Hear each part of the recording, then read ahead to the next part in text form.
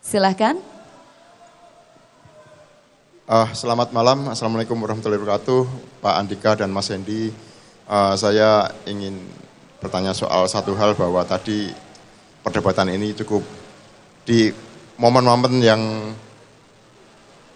penghujung itu agak lumayan rame perdebatan, terutama perdebatan soal internet, jaringan internet tadi yang untuk di pedesaan. Nah, ini mungkin bisa lebih ditekankan lagi seperti apa sih tadi perdebatan yang terjadi dan apa yang menjadi penekanan dari pasangan nomor 1 ini untuk internet. Saya Joko dari Viva. Terima kasih. Silahkan Bapak, langsung bisa dijawab. Iya Mas Joko, kita sebetulnya bukan berdebat. Kalau Mas Joko perhatikan cara saya bertanya, itu murni bertanya yang ingin mendengar lebih dalam. Jadi sama sekali tidak ada niat untuk misalnya ngetes atau jebak sama sekali. Itu dari cara saya bertanya. Nah sehingga begitu Mas Lutfi menjawab pun saya justru menyampaikan terima kasih. Karena program-programnya sangat bagus dan menurut saya itu juga perlu untuk menjadi masukan kami.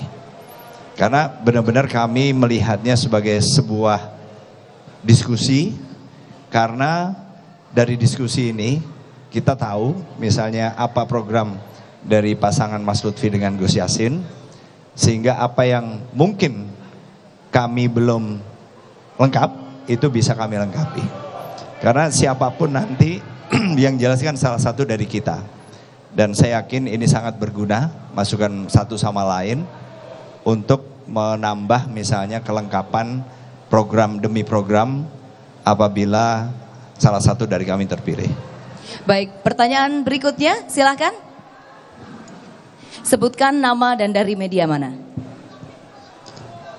Baik, selamat malam Pak Andika dan Pak Hendy. Saya Made Dinda dari Berita Jateng.tv.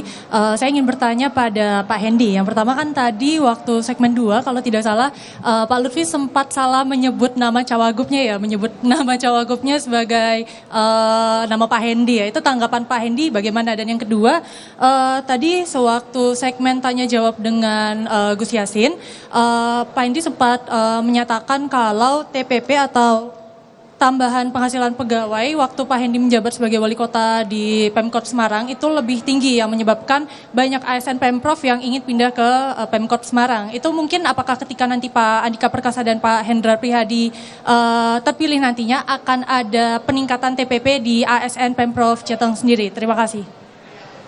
Izin Pak Dinda dan semuanya, kalau yang Pak Lutfi keliru jawab ya menurut saya manusiawi lah, mungkin beliau terlalu under pressure gitu ya. Tadi nanti mungkin ditanyakan Pak Lutfi aja. Tapi yang mengenai kenaikan TPP, saya bicara fakta bahwa di awal-awal 2013 itu yang mengajukan pindah ke Pemprov banyak sekali ya. Saya tanya apa alasannya? Karena di Pemprov TPP-nya lebih tinggi.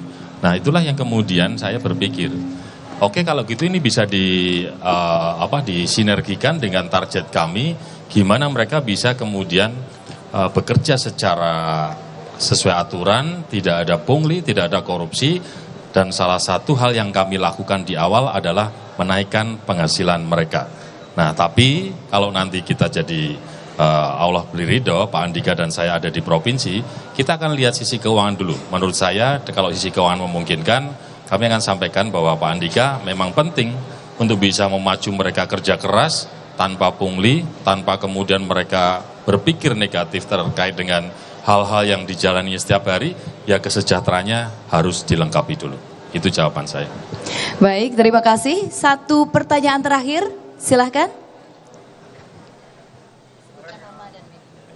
Mohon izin Mbak Adika, saya Bayu dari MTC Media Yogyakarta.